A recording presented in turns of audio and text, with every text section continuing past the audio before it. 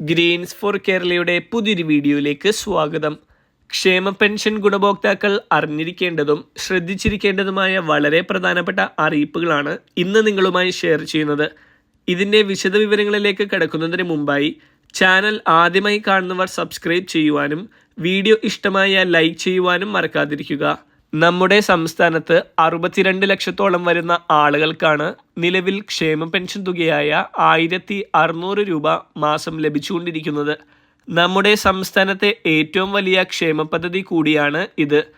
1600 രൂപ വീതം മാസം ലഭിക്കുന്ന ഈ ക്ഷേമ പെൻഷൻ പദ്ധതിയിൽ നിരവധി പേർ അനർഹമായി ആനുകൂല്യം കൈപ്പറ്റുന്നു എന്ന് നിരവധി പരാതികൾ ഉയർന്നിരുന്നു.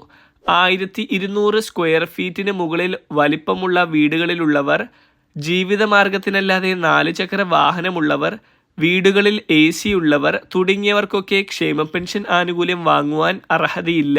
ഇത്തരക്കാർക്ക് ക്ഷേമ പെൻഷൻ പദ്ധതിയിലേക്ക് അപേക്ഷ വെച്ച് അംഗമാകുവാൻ സാധിക്കില്ല.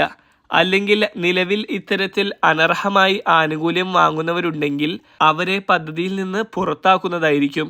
ഈ 3 മാനദണ്ഡങ്ങൾക്ക് പുറമെ 1 ലക്ഷത്തിന് മുകളിൽ വരുമാന പരിധിയുള്ളവർക്കും ഈ ക്ഷേമ പെൻഷൻ ആനുകൂല്യം ലഭിക്കില്ല.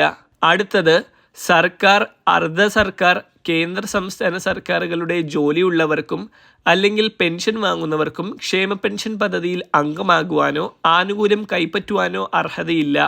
അതോടൊപ്പം ശ്രദ്ധിക്കേണ്ട മറ്റൊരു കാര്യം, മറ്റേതെങ്കിലും പെൻഷൻ വാങ്ങുന്ന ആളുകൾക്കും ഈ ക്ഷേമ പെൻഷൻ ആനുകൂല്യം ലഭിക്കില്ല. അത്തരത്തിലുള്ളവർ അനർഹമായി ഈ ആനുകൂല്യം കൈപ്പറ്റുന്നുണ്ടെങ്കിൽ അവരെ പദ്ധതിയിൽ നിന്നും പുറത്താക്കുന്നതാണ്.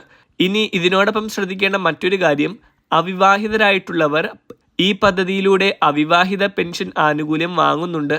ഈ അവിവാഹിത പെൻഷൻ വാങ്ങുന്നവർ വീണ്ടും വിവാഹിതരായാൽ ഈ പെൻഷൻ വാങ്ങുവാൻ സാധിക്കില്ല എന്ന കാര്യം പ്രത്യേകം മനസ്സിലാക്കി വെക്കുക. അതുപോലെ തന്നെ വിധവാ പെൻഷൻ വാങ്ങുന്നവർ വീണ്ടും വിവാഹം കഴിച്ചാൽ അല്ലെങ്കിൽ വിവാഹിതരായാൽ അവർക്കും ഈ ആനുകൂല്യം ലഭിക്കില്ല. അത്തരത്തിലുള്ളവർ പദ്ധതിയിൽ നിന്ന് പുറത്താക്കപ്പെടുന്നതാണ്. ഇത്രയും കാര്യങ്ങൾ എല്ലാവരും മനസ്സിലാക്കി വെക്കുക. ഈ 8 മാനദണ്ഡങ്ങളുടെ അടിസ്ഥാനത്തിലാണ് ക്ഷേമ പെൻഷൻ ആനുകൂല്യം ലഭിക്കുന്നതും പദ്ധതിയിൽ അംഗമാകുന്നതും. അതിനാൽ തന്നെ ഈ ലിസ്റ്റിൽ പെടുന്ന ആരെങ്കിലും അനർഹമായി പദ്ധതിയിൽ തുടരുന്നുണ്ടെങ്കിൽ അവരെ പദ്ധതിയിൽ നിന്നും പുറത്താക്കുന്നതായിരിക്കും.